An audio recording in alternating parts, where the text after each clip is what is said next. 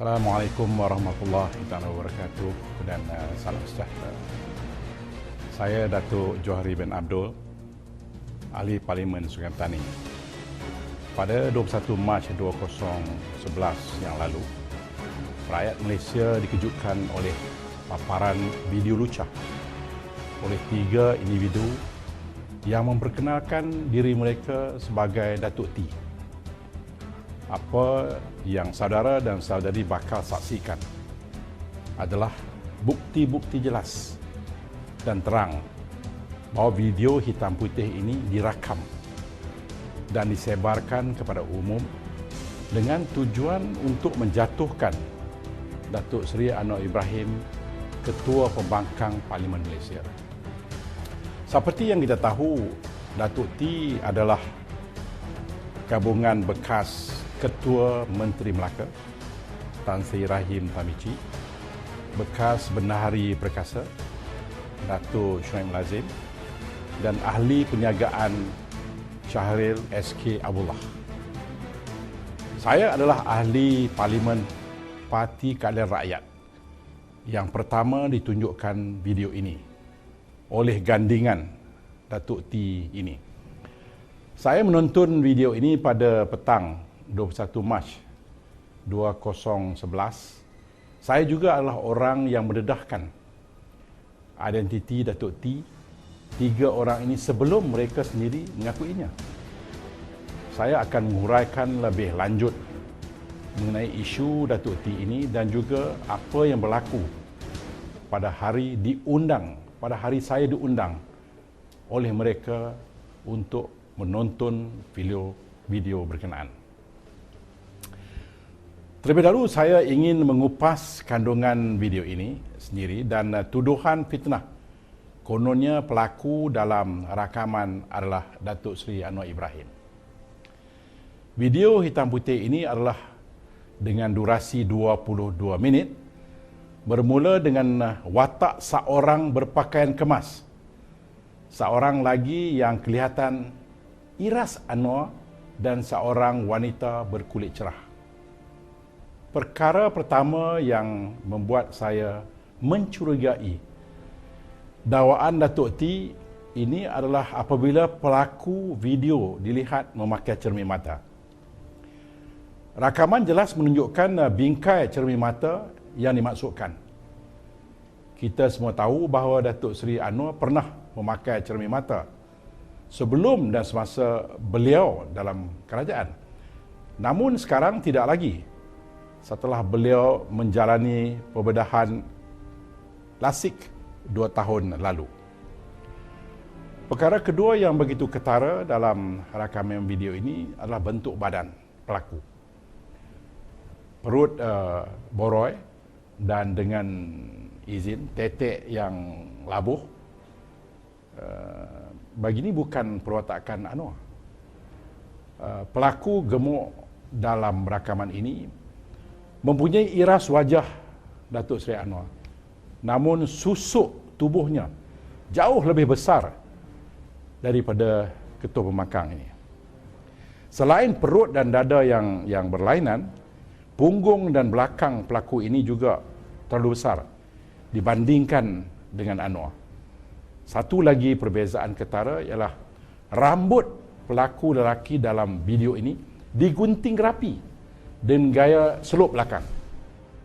Anwar hadir di mahkamah untuk perbicaraan 21 Februari 2011 dan disiarkan gambarnya oleh akhbar tempatan pada 22 Februari 2011 dengan jelas menunjukkan rambutnya tidak digunting. Seperkara lagi, cuba kita perhatikan hidung pelaku video dan bandingkannya dengan hidung Anwar.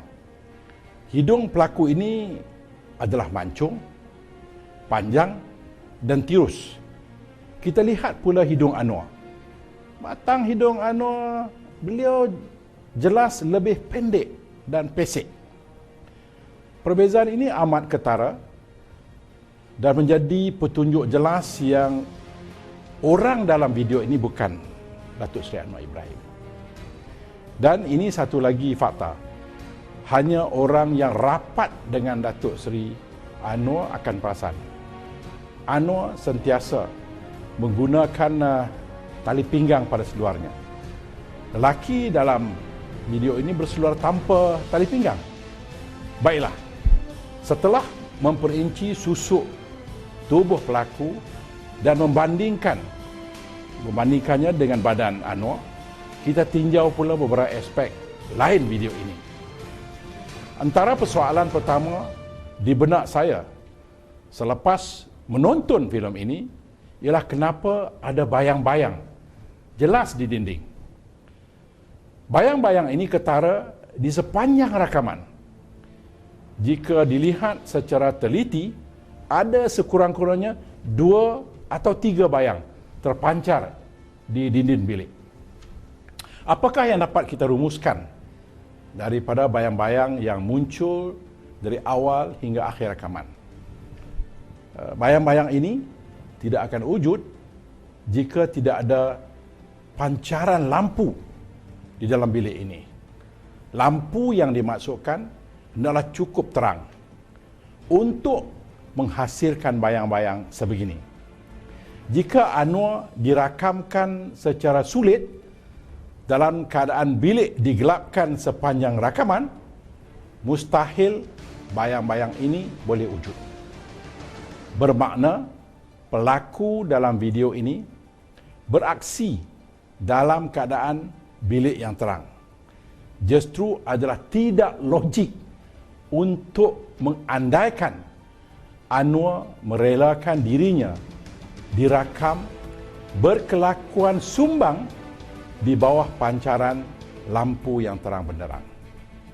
Bukan saja Anwar, saya rasa tidak ada sesiapa pun akan merelakan diri mereka dirakam dengan silauan cahaya sebegitu, kecuali jika mereka rela aksi mereka dirakamkan untuk tujuan tertentu. Persoalan seterusnya ialah kenapa video ini dalam hitam putih dari awal hingga akhir. Kita sedia maklum hampir semua rakaman CCTV di zaman ini adalah dalam bentuk video warna bukan hitam putih. Ini terbukti di mana-mana saja, tidak kira CCTV di kedai runcit, di hotel ataupun bangunan pejabat. Pihak yang membuat rakaman lucah ini sengaja menyiarkan rakaman dalam bentuk hitam putih supaya wajah pelaku tidak akan kelihatan secara jelas. Visual hitam putih akan mengkaburkan wajah pelaku dan membuka ruang untuk melontarkan fitnah terhadap Anwar. Berbekalkan asakan media arus perdana seperti Utusan Malaysia, TV3, bahawa kononnya Anwar adalah pelaku dalam video ini. Mereka yang mendalangi rakaman fitnah ini berharap rakyat akan turut terpengaruh dan mempercayai fitnah ini. Adalah dipercayai. Rakaman ini dibuat dengan menggunakan kamera night vision, iaitu kamera yang selalu digunakan untuk membuat rakaman dalam keadaan gelap. Apabila kamera seperti ini digunakan dalam keadaan bilik diterangi dengan lampu, maka rakaman akan kelihatan samar. Selain ini, ada 2 lagi persoalan menarik mengenai rakaman video ini. Pertama, kenapa 2 pelaku lelaki dalam video ini kerap mengendalikan remote control berwarna hitam? Malah, itulah perkara pertama yang dicari oleh individu berpakaian kemas yang kita kenali sekarang sebagai SK. Jelas, remote control bukan ditujukan kepada penghawa dingin kerana ia terletak di dinding katil. Ia juga bukan untuk televisyen kerana dua lelaki berkenaan hanya perlu menggunakan switch pada TV itu sendiri yang lebih mudah dicapai. Rumusan logik adalah remote control yang digunakan adalah untuk kamera yang merakamkan aksi lucah berkenaan. Bermakna, kedua-dua pelaku lelaki tahu aksi lucah akan dirakamkan. Jika tidak, takkanlah mereka berdua begitu gairah mengendalikan remote control semata-mata untuk tonton TV. Seperkara lagi ialah apabila aksi lucah sudah selesai. Saya tertanya-tanya, kenapa di babak ini ketika pelaku sedang mengenakan pakaiannya, tiba-tiba beliau berhenti mengambil kotak tisu dan mengalihkannya ke meja besar dalam bilik. Adakah ia dibuat atas permintaan seseorang lain yang ada dalam bilik ketika itu? Saya kira ini satu persoalan yang menarik dan harus direnungi. Apapun, selepas menonton filem ini pada 21 Mac 2011 bersama Rahim yang menarik dan harus direnungi. Apapun, selepas menonton filem ini pada 21 Mac 2011 bersama Rahim Tamici, Senator Shuaib dan SK, saya yakin pelaku dalam video ini tahu beliau sedang dirakamkan dan mungkin ada orang ketiga dalam bilik ketika rakaman dibuat. Untuk mengimbau apa yang kita tahu sekarang ialah rakaman sengaja dihitam putihkan supaya wajah pelaku samar-samar. Namun susuk badan pelaku jauh berbeza dengan Datuk Seri Anwar Ibrahim. Perut yang boroi, hidung mancung serta dada yang lusuh bukan perwatakan Anwar Ibrahim. Kemudian pelaku memakai cermin mata di awal rakaman. Datuk Seri Anwar sudah lama tidak memakai cermin mata kerana menjalani pembedahan mata. Kemudian Anwar juga memakai seluar panjang yang bertali pinggang. Pelaku dalam video tidak. Pelaku aksi lucah dan lelaki kedua begitu gairah menggunakan remote control yang dipercayai untuk mengawal rakaman yang dijalankan. Kemudian Anwar hadir di mahkamah untuk perbicaraan pada 21 Februari 2011 dan disiarkan gambarnya oleh akhbar tempatan pada 22 Februari 2011 dengan jelas menunjukkan rambutnya tidak digunting. Dalam video, rambut lelaki X digunting rapi dengan gaya seluk belakang. Kemudian bayang-bayang pada dinding adalah pantulan daripada lampu untuk menerangi pergambaran. Dan isteri dan anak-anak Anwar sendiri mengesahkan Anwar bersama mereka sejak pagi semasa di mahkamah hinggalah malamnya Anwar berada di rumahnya. Seperkara yang cuba dijadikan isu dalam kes ini adalah jam Omega kononnya milik Anwar. SK mendakwa beliau telah merampas jam itu dari pelacur yang melayan Anwar dan jam itu diserahkan kepada polis. SK mencabar Anwar untuk bersumpah dan mendakwa kalau betul beliau bukan orangnya dalam video tersebut, beliau harus membuktikan jam itu bukan miliknya. Ini satu kenyataan yang kebudak-budakan. Saya dimaklumkan oleh pengedar sah jam Omega. Setiap jam Omega yang keluar dari kilang akan dibekalkan dengan sijil yang lengkap dengan nombor siri dan nama pembeli set tersebut. Maklumat pembeli dan di mana dan bila dibeli akan direkodkan. Sesiapa pun boleh menyemak asal-usul jam Omega asli dengan pembekalnya.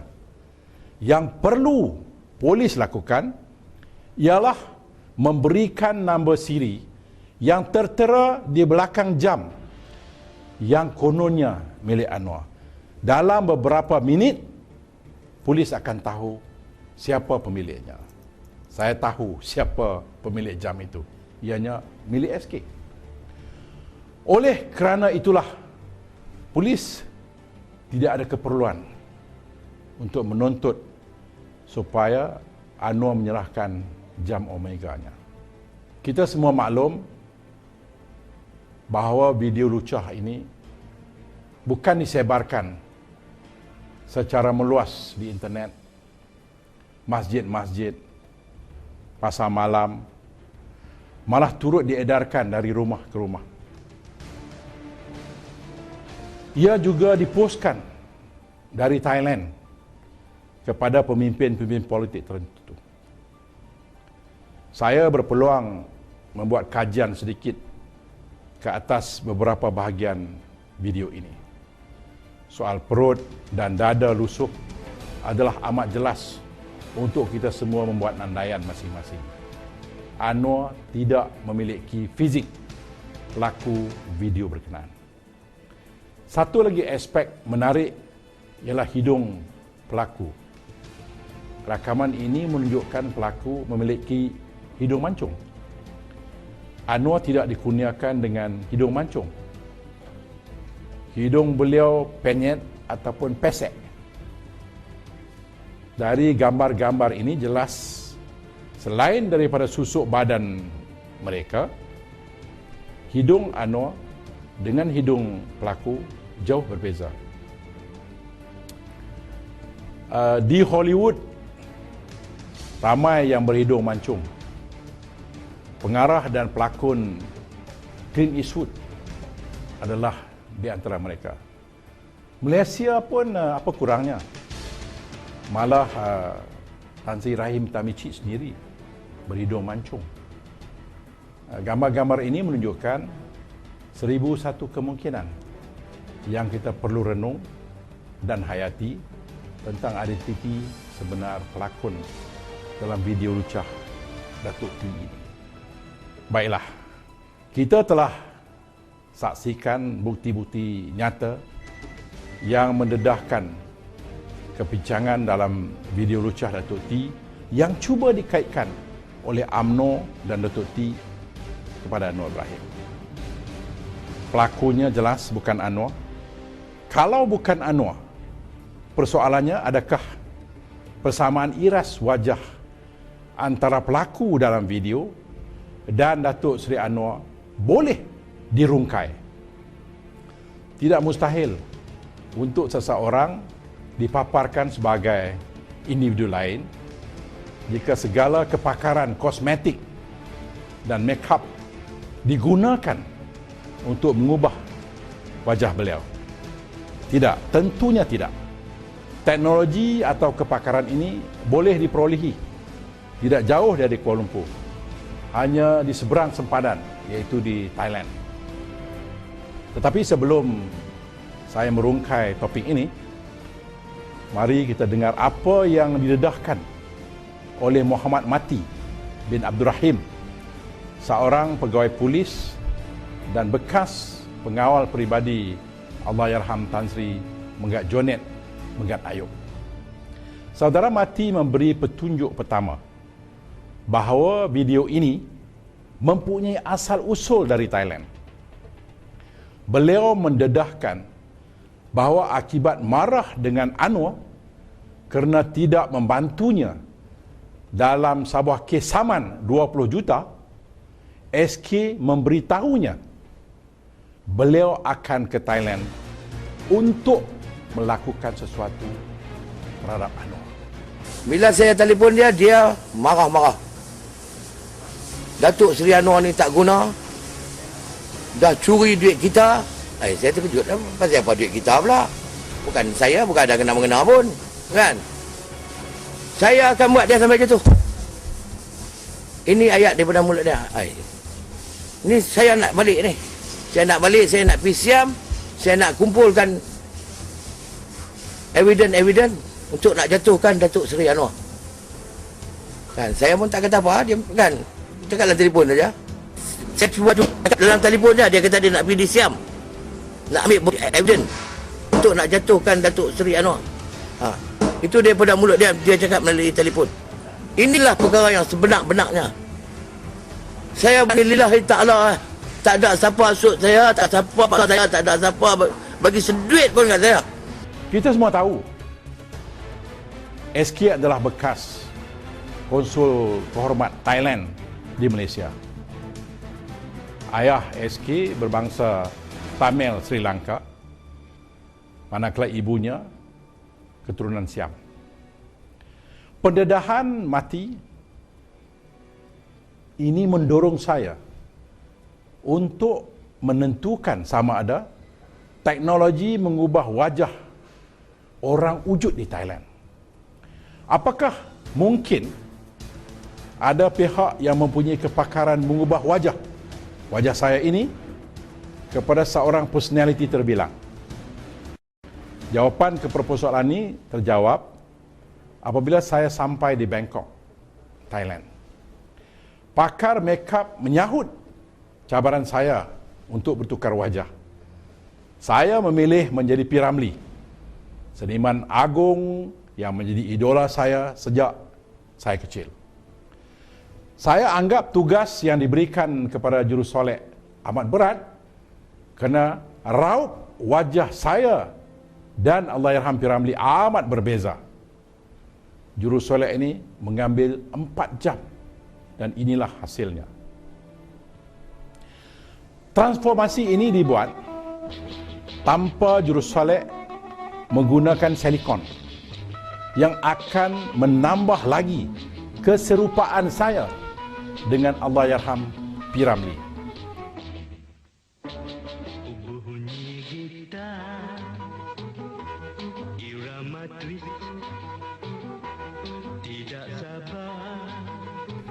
Jadi jelas teknologi ini wujud dan perkara lumrah dalam industri perfilman.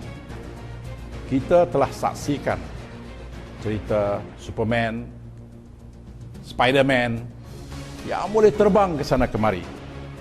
Lepas itu juga mewujudkan watak-watak yang seiras seperti pelakon Ben Kingsley yang membawa watak Mahatma Gandhi.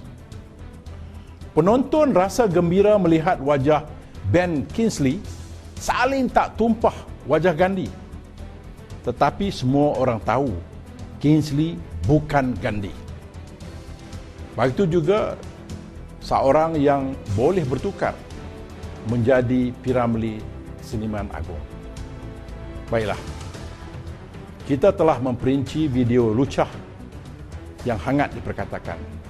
Kita telah lihat kesalahan-kesalahan ketara oleh dalang video ini dalam kegairahan mereka untuk mengaitkan dan memfitnah Datuk Seri Anwar Ibrahim dan sekeluarga.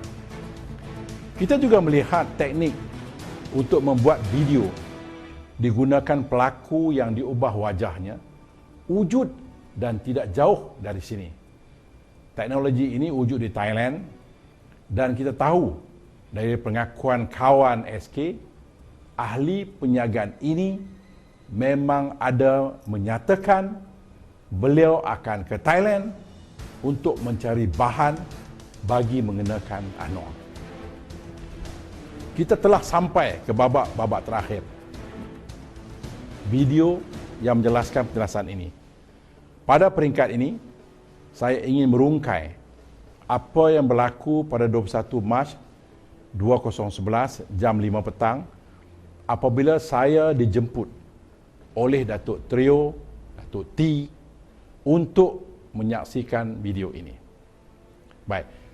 Saya dihubungi oleh bapa saudara saya, Senator Datuk Shuaib Lazim, bekas Ketua UMNO bahagian Sungai Petani, bekas Adun Pantai Merdeka dan bekas senator.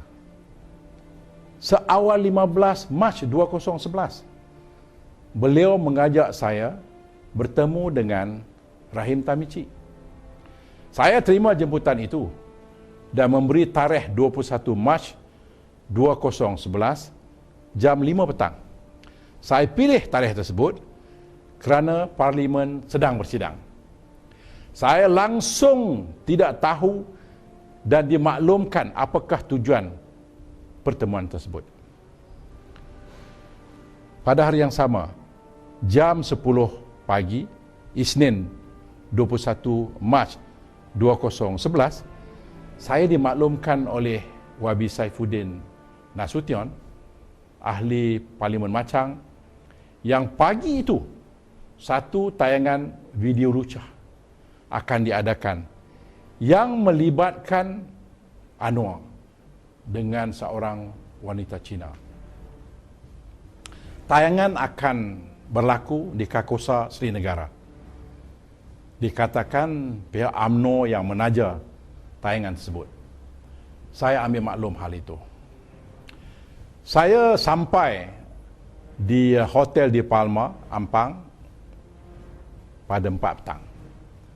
Senator Shuaib tiba beberapa minit kemudian. Dari situ kami berkereta pacuan 4 roda berwarna coklat dikenalikan oleh 2 lelaki Melayu.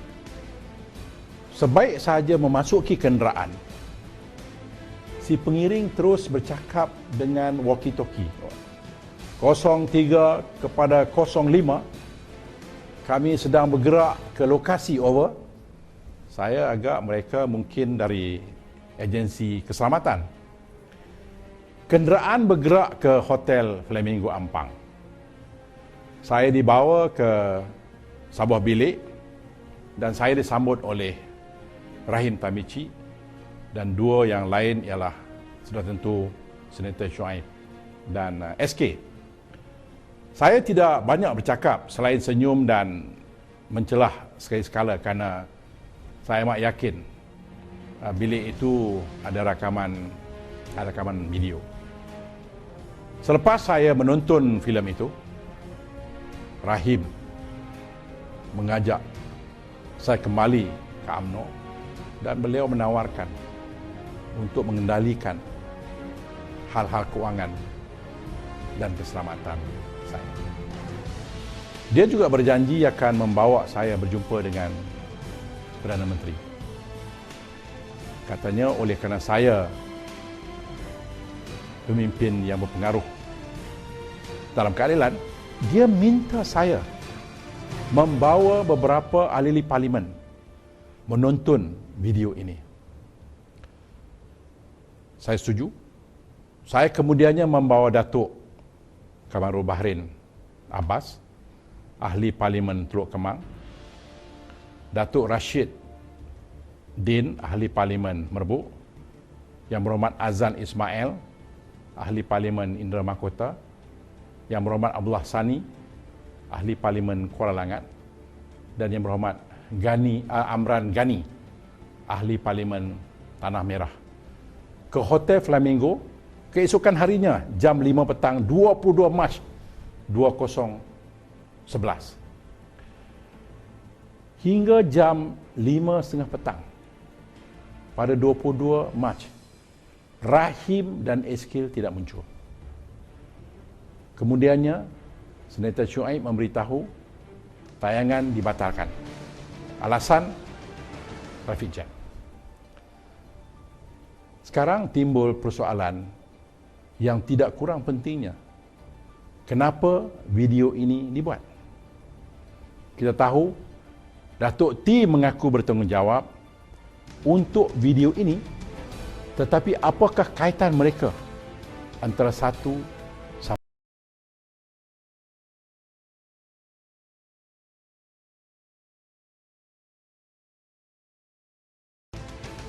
bekas Ketua Menteri Melaka yang terpalit dengan tuduhan merogol seorang pelajar sekolah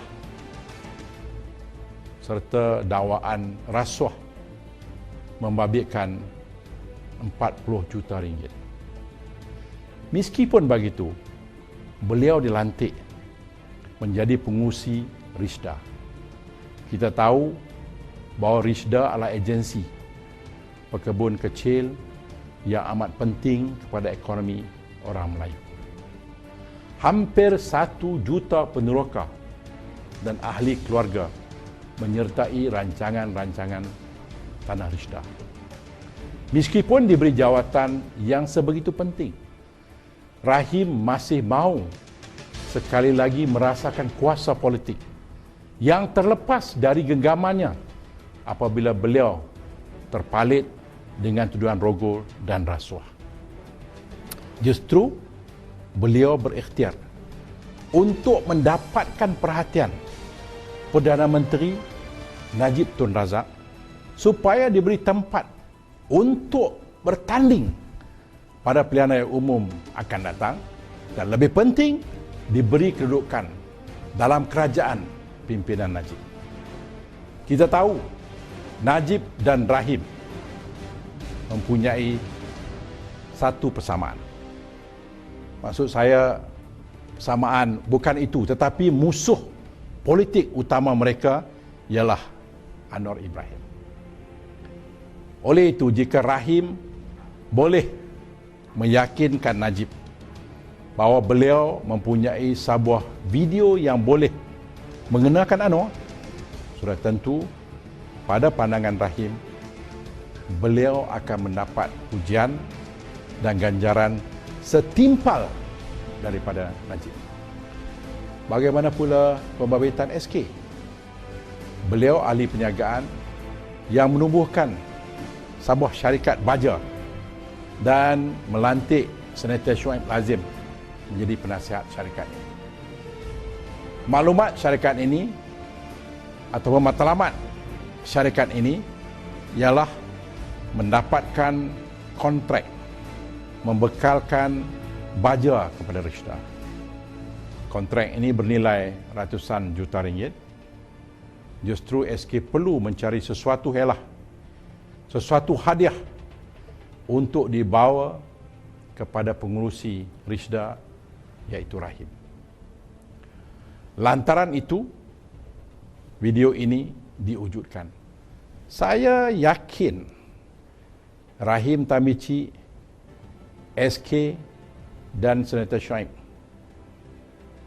berusaha bersungguh-sungguh menyediakan pelakon seiras Anwar, siapkan lokasi dan merakamkan adegan seks ini dengan harapan lelaki X yang ditonjolkan ini akan memukau media, ahli perniagaan, politikus dan rakyat bahawa lelaki yang mereka tonton dalam video lucah ini adalah Anwar Ibrahim. Dengan itu, akan tamatlah riwayat politik Anwar Ibrahim. Namun, lebih kerap mereka tayangkan kepada rakyat lebih banyak kecacatan yang rakyat temui dalam video ini. Rahim dan SK cuba memberikan alasan akan kecacatan ini. Akhirnya, mereka lupa apa yang mereka katakan sebelumnya. Nampaknya senjata telah makan tuan. Ini kerana sebagai orang Islam, mereka lupa ada surah yang jelas berhubung dengan perkara fitnah ini. Allah berfirman dalam surah An-Nur ayat 11 hingga 19 yang membawa maksud. Sesungguhnya orang-orang yang membawa berita yang amat dusta itu ialah segolongan dari kalangan kamu. Jangan kamu menyangka berita dusta itu buruk bagi kamu. Bahkan ia baik bagi kamu. Tiap-tiap seorang di antara mereka akan beroleh hukuman sepadan dengan kesalahan yang dilakukannya itu. Dan orang yang mengambil bahagian besar dalam menyiarkannya di antara mereka akan beroleh siksa yang besar di dunia dan di akhirat. Kalau kita baca hinggalah ayat ke-19. Saya berdoa agar Allah selamatkan Datuk Seri Anwar Ibrahim dan familinya. Allah selamatkan rakyat dan negara tercinta kita, Malaysia. Moga Allah berikan kekuatan untuk kita terus berjuang, menegakkan yang hak dan menghapuskan kezaliman dan penindasan ini.